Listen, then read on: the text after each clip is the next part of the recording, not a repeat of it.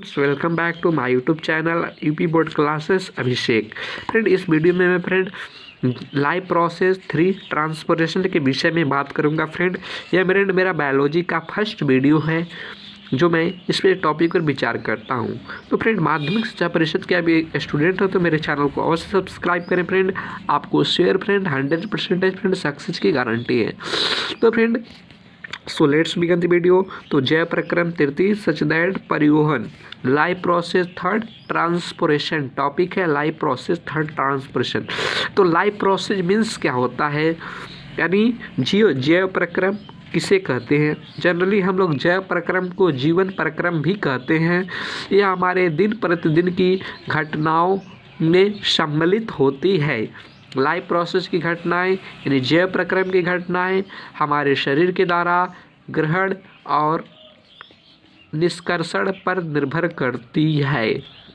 हमारे शरीर की गतिविधियां, हमारे शरीर की प्रत्येक अंग की गतिविधियां श्वसन और निष्कर्षण और एंड सो ऑन इसी पर फ्रेंड डिपेंड करती हैं। तो लाइव प्रोसेस मीन्स हमारे डे पर डे लाइफ की जो गतिविधियां होती हैं यानी बहुकोशिकीय प्राणियों द्वारा, तो इसे फ्रेंड हम लोग लाइव प्रोसेस कहते हैं। हम लोग इसके विषय में बात करें ट्रांसपोरेशन। जैसे हम लोग किडनी के द्वारा मूत्र को निकालते हैं तो वह ट्रांसपोरेशन होता है, जिसे हम ऑक्सीजन को लेते हैं, कार्बन डाइऑक्साइड को क्या करते हैं, कार्बन डाइऑक्साइड को छोड़ते हैं, तो ये भी क्या है, ट्रांसपोरेशन है। पौधे क्या करते हैं, रात में क्या करते हैं, कार्बन डाइऑक्साइड को छोड़ते हैं, दिन में कार्बन डाइऑक्साइड को लेते हैं, तो अभी क्या है, ट्रांसपोरेशन है। तो इसी विषय पर आज बात हो रही है friend. I hope so video will be, I think so video will be clear to all of you. So let's ready the students video. तो फ्रेंड, हमने आपको लाइव प्रोसेस 3 बता दिया और ट्रांसपोरेशन के विषय में बता दिया। तो यहाँ पर बात करेंगे फ्रेंड, जैसे बहुकोशिकीय प्राणियों में, यहाँ पर बहुकोशिकीय प्राणियों में आप लोग ह्यूमन को भी ले सकते हैं, वेरियस टाइप ऑफ एनिमल्स को भी आप काउंट कर सकते हैं। तो इस तरह से आप काउंट कर सकते हैं। शरीर की संरचना अत्यंत जटिल होने के कारण विभिन्न जैव क्रियाओं के उत्पाद एवं अन्य पदार्थों को शरीर के विभिन्न भागों में स्थानांतरण की आवश्यकता होती है। यानी जो बहुकोशिकीय प्राणी होते हैं, शरीर की संरचना अत्यंत उनकी जटिल होती है, यानी कॉम्प्लेक्स होती है। तो क्या होती है, विभिन्न जैव क्रियाओं के जो उत्पाद होते हैं, जैसे उन्होंने कोई भी प्रोडक्ट तैयार किया जैव क्रियाओं के, उन्होंने अपने बायो एक्शंस किया और उत्पाद को बनाया एवं अन्य पदार्थों को शरीर के विभिन्न भागों में स्थानांतरण की आवश्यकता होती है। जैसे भोज्य पदार्थों का डाइजेशन आहार नल में होता है। जैसे हम लोग जब खाना खाते हैं फ्रेंड, तो हमने भोज्य पदार्थों का स्थानांतरण, सबसे पहले हमारा भोजन किसमें कुचलता फ्रेंड, माउथ में कुचलता हो, तो उसका डाइजेशन किसमें होता सब, तो उसके बाद वह किसमें, नली के द्वारा, यानी तो फूड ट्यूब के द्वारा किसमें जाता है, लार्ज इंटेस्टिन, स्मॉल इंटेस्टिन में जाता है, यानी क्षुधांत्र में जाता है, बृहतांत्र में जाता है। उसके बाद वो स्टमक यानी पेट में जाता है। तो वहाँ पर क्या होता है, उसका पाचन होता है, यानी आहार नाल में उसका पाचन हो जाता है। तो धीरे धीरे पेट में चला जाता है और पेट से फिर जो प्रोटीन और विटामिन रहते हैं हमारे पेट में संश्लेषित यानी इम्यून सिस्टम के रूप में हो जाते हैं और सभी को हम लोग निष्कासित कर देते हैं। तो फ्रेंड, इसी तरह से जैसे भोज्य पदार्थों का सरलीकरण पाचन आहार नल में होता है, तो जो भोज्य पदार्थ होते हैं यानी फूड सब्सटेंस होते हैं, उनका जो सरलीकरण यानी डाइजेशन जो होता है, पाचन होता है, आहार नाल एलिमेंट्री कैनाल में होता है। एलिमेंट्री कैनाल फ्रेंड एक नली होती है जिसे हम लोग फूड ट्यूब भी कहते हैं, यानी भोजन नली भी कहते हैं। आहार नाल को हम लोग भोजन नली भी कहते हैं। तो मल्टीपल चॉइस टाइप क्वेश्चन यानी बहुविकल्पीय प्रश्न के रूप में आ सकता है क्वेश्चन, भोज्य पदार्थों का पाचन कहाँ होता है, तो आप लोग ऑप्शन में टिक करेंगे आहार नाल, यानी वो जो भोज्य पदार्थ होते हैं उनका पाचन आहार नाल में होता है। परंतु इन पदार्थों से ऊर्जा प्राप्त करने के लिए इनके शरीर की कोशिकाओं में पहुंचना अति आवश्यक है। यदि हम इनसे ऊर्जा, इन सब्सटेंस यानी जो भी भोज्य पदार्थ हैं उनसे हम ऊर्जा प्राप्त करना चाहते हैं तो इनके शरीर की कोशिकाओं में पहुंचना अति आवश्यक है। विदाउट जो शरीर की कोशिकाओं उसमें ना पहुँचे तो हमें ऊर्जा की प्राप्ति नहीं होगी। ठीक इसी प्रकार इन भोज्य पदार्थों के ऑक्सीडेशन के लिए सभी कोशिकाओं में O2 यानी ऑक्सीजन गैस का पहुंचना अति आवश्यक है। यदि ऑक्सीडेशन ना हो शरीर में फ्रेंड तो क्या हम जीवित रह सकते हैं? नहीं फ्रेंड्स, नहीं स्टूडेंट्स, में लोग जीवित नहीं रह सकते हैं विदाउट ऑक्सीडेशन।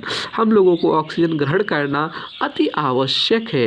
यदि हम लोग ऑक्सीजन ना ग्रहण करें तो हम लोग जीवित नहीं रह सकते हैं, तो कोई भी लाइफ प्रोसेस नहीं होगा। इसलिए स्टूडेंट हम लोगों को क्या है, लाइफ प्रोसेस के लिए ऑक्सीजन का अनिवार्य होना जरूरी है।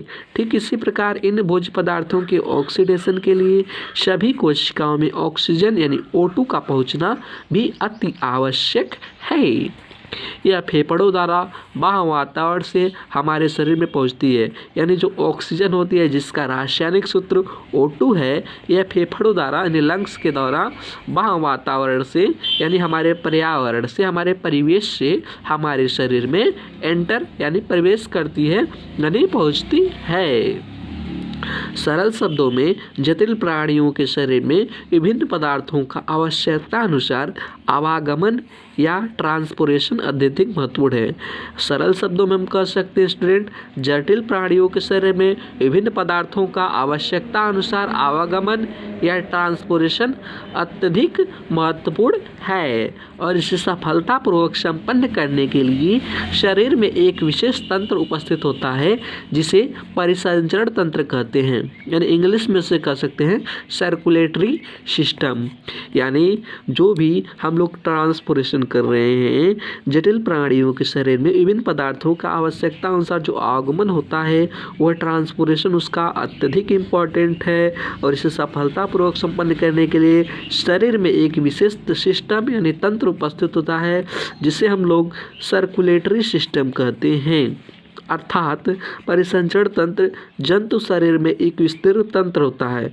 यानी जो परिसंचरण तंत्र सर्कुलेटरी सिस्टम होता है प्रत्येक बहुकोशिकीय प्राणियों के शरीर में होता है। जो शरीर में एक विस्तृत तंत्र होता है, जो शरीर में एक विस्तृत तंत्र होता है यानी एक बड़ा सा इसका भाग होता है शरीर का जो सर्कुलेटरी सिस्टम होता है, जिसका कार्य शरीर के विभिन्न ऑर्गन्स यानी ऑर्गन्स को इंग्लिश में अंगों या ऊतकों टिश्यूज के मध्य पदार्थों का निरंतर रासायनिक आदान प्रदान करना होता है। यानी जो परिसंचरण तंत्र होता है जंतु शरीर में एक विस्तृत तंत्र होता है जिसका जो फ्रेंड कार्य यानी फंक्शन होता है शरीर के ऑर्गन्स यानी अंगों या ऊतकों यानी टिश्यूज के मध्य रासायनिक पदार्थ यानी पदार्थों जो भी हम खाते हैं वो भी उसी का फ्रेंड निरंतर रासायनिक आदान प्रदान करना होता है। तो फ्रेंड इसी तरह से सभी जीवित उच्च श्रेणी के जंतुओं के लिए परिवहन मुख्यतया निम्नलिखित कारणों से आवश्यक है। तो फ्रेंड सभी जीवित उच्च श्रेणी के जंतुओं के लिए जो परिवहन है मुख्यतया निम्नलिखित कारणों से आवश्यक है। तो सभी जीवित जो श्रेणी उच्च श्रेणी के जो जंतु जैसे ह्यूमन है, डॉग है, एलिफेंट है and so on, these are examples. Clear. तो सभी जीवित उच्च श्रेणी के जंतुओं के लिए जो ट्रांसपोर्टेशन यानी जो परिवहन होता है इस कारणों से आवश्यक होता है। तो पहला पॉइंट है फ्रेंड आहार नाल में पचे हुए भोजन का शरीर के विभिन्न भागों तक पहुंचाने के लिए प्रोग्राम। जैसे आहार नाल में भोजन जो पच जाता है उसे शरीर के विभिन्न भागों तक पहुंचाते हैं। यदि यही भोजन शरीर से उल्टा हो जाता है तो हमें वोमिटिंग हो जाती है यानी उल्टी हो जाती है जो हमारे लिए अति हानिकारक है। तो फ्रेंड नंबर 2 है हमें भोजन को आराम से चबा चबा कर खाना चाहिए ताकि हमारा भोजन अच्छे रूप से पच जाए, डाइजेस्टिव कैनाल एलिमेंट्री कैनाल में आसानी से पचकर डाइजेशन हो जाए और आसानी से ग्रहण कर सके, तो स्वास्थ्य को बनाए रखें। तो फ्रेंड नंबर 2 पॉइंट है सभी कोशिकाओं को ऑक्सीजन पहुंचाने के लिए यानी जो सभी हमारे बॉडी में सभी सेल्स को ऑक्सीजन पहुंचना चाहिए, ना कि कुछ ही सेल्स को ऑक्सीजन पहुंचना चाहिए। तो यदि कुछ ही सेल्स को ऑक्सीजन पहुंचे तो शरीर में विकार उत्पन्न हो जाते हैं जो अति हानिकारक हैं। नेक्स्ट पॉइंट है स्टूडेंट 3 मेटाबॉलिज्म क्रिया के बाद बने उत्सर्जी पदार्थ जैसे कार्बन डाइऑक्साइड, निमोनिया आदि को कोशिका से बाहर निकालने के लिए, जैसे हमको क्या कर सकते हैं, उपापचय क्रिया के बाद बने उत्सर्जक पदार्थ जैसे क्या होते हैं, कार्बन डाइऑक्साइड, अमोनिया आदि को कोशिका क्रिया से बाहर निकालने के लिए। उपापचय क्रिया के जो बाद बने सब्सटेंस जैसे कार्बन डाइऑक्साइड होता है, अमोनिया होता है, उस सभी को क्या कोशिका क्रिया से बाहर निकाली। जैसे मैं मूत्र के रूप में अमोनिया को बाहर निकालता हूँ, कार्बन डाइऑक्साइड को भी मैं बाहर निकालता हूँ। तो इसी तरह से मेटाबॉलिज्म एक्शन यानी उपापचय क्रिया के बाद इन सभी को जो उत्सर्जक पदार्थ रहेंगे इन सभी को बाहर निकालेंगे। तो स्टूडेंट नेक्स्ट हेडिंग है परिसंचरण तंत्र, सर्कुलेटरी सिस्टम। यह जंतुओं के शरीर में विकसित विस्तृत तंत्र होता है, यानी जो परिसंचरण तंत्र होता है यह जंतुओं के शरीर में एक डेवलप्ड यानी विकसित एवं विस्तृत तंत्र होता है। इसका कार्य शरीर के विभिन्न अंगों मूत्र के मध्य पदार्थों का निरंतर रासायनिक आदान प्रदान करना होता है। यानी जो सर्कुलेटरी सिस्टम परिसंचरण तंत्र है यह जंतुओं के शरीर में एक विकसित एवं विस्तृत तंत्र होता है। इसका कार्य शरीर के विभिन्न अंगों एवं कोशिका ऊतकों के मध्य क्या होता है, रासायनिक आदान प्रदान करना होता है, जिसे हम लोग सर्कुलेटरी सिस्टम परिसंचरण तंत्र के नाम से जानते हैं। तो स्टूडेंट हमारे पास दो टाइप के परिसंचरण तंत्र है, उन परिसंचरण तंत्रों को मैं देखूंगा। जंतुओं में निम्न दो प्रकार के परिसंचरण तंत्र पाए जाते हैं। पहला student open circulatory system and number second closed circulatory system. तो सो लेट्स रेडी स्टूडेंट। पहला है ओपन सर्कुलेटरी सिस्टम। यह परिसंचरण तंत्र ऊतक, द्रव्य एवं रुधिर में भरे असममित पात्रों का बना होता है। इनमें कैपिलरी जैसी पतली नलिकाएं सदैव अनुपस्थित होती हैं। इस प्रकार के परिसंचरण तंत्र में ऊतकों की कोशिकाएं सदैव रुधिर जैसे परिवहन पदार्थ के सीधे संपर्क में रहती हैं। उदाहरण अधिकांश आर्थ्रोपोडा, कीट तथा कुछ सिप्लोपोड्स। तो जो खुला परिसंचरण तंत्र होता है यानी ओपन सर्कुलेटरी सिस्टम होता है, यह परिसंचरण तंत्र ऊतक, द्रव्य एवं रुधिर में भरे असममित पात्रों का बना होता है। इनमें केशिका यानी कैपिलरी जैसी पतली नलिकाएं सदैव अनुपस्थित होती है। इस प्रकार के परिसंचरण तंत्र में ऊतकों की कोशिकाएं सदैव रुधिर जैसे परिवहन पदार्थ के सीधे संपर्क में रहती हैं। उदाहरण के तौर पर अधिकांश आर्थ्रोपोडा, कीट तथा कुछ सिफेलोपोड्स होते हैं। Number 2 student closed circulatory system यानी बंद परिसंचरण तंत्र। इस परिसंचरण तंत्र में यानी इस टाइप के जो परिसंचरण तंत्र होंगे रुधिर सदैव निश्चित वाहिनियों में बहता है। यानी इस प्रकार के जो क्लोज्ड सर्कुलेटरी सिस्टम होंगे इनमें जो रुधिर होगा सदैव क्या होता है, एक निश्चित वाहिनियों यानी नस में बहता है तथा शरीर के ऊतकों के साथ सीधे संपर्क में कभी नहीं होता। यानी जो शरीर के ऊतक रहते हैं उनके साथ कभी संपर्क में नहीं आता है। शारीरिक ऊतकों में रुधिर पहुंचाने का सबसे उपयुक्त तरीका है। यानी जो बंद पर यह रुधिर पहुंचाने का शारीरिक ऊतकों में सबसे उपयुक्त तरीका होता है। इस प्रकार के परिसंचरण तंत्र में ऊतकों के स्तर पर बहुत महीन कोशिकाएं जैसे कैपिलरीज उपस्थित होती है। इस प्रकार के जो सर्कुलेटरी सिस्टम होते हैं, जो परिसंचरण तंत्र होता है, ऊतके के स्तर पर बहुत महीन कोशिकाएं उपस्थित होती हैं। जैसे उदाहरण के तौर पर एनिलिडा, केचुआ व कार्डेटा जैसे खरगोश, मनुष्य आदि। उदाहरण एनिलिडा, केचुआ व कॉर्डेटा जैसे खरगोश, ह्यूमन आदि।